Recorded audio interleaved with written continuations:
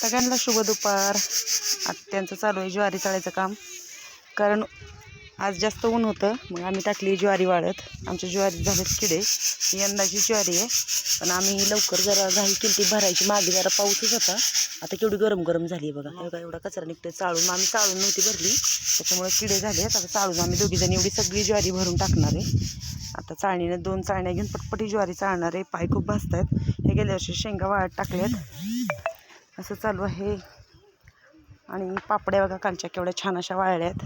मग अशा आम्ही पलटी करून ठेवल्यात. केवढ्या मस्त असे छान पापड्या वाळल्यात. त्याच्यातलं जिरा आणि हे तीळ खूप छान दिसतंय. तर अशा झाल्यात आम्ही केलेल्या पापड्या छान. इकडे शेळ्यांना आत्ताच भुईमुगाचा पाला टाकला होता. खाऊन पाणी पिऊन निवांत बसलेत हे दोघं पण. आणि असं चालू आहे आत्याची ज्वारी चाळायचं काम. मी पण जाणार आहे आता ज्वारी चाळू लागायला. तर कसं वाटलं गावाकडचं वातावरण नक्की कमेंटमध्ये सांगा. खूप ऊन झालं.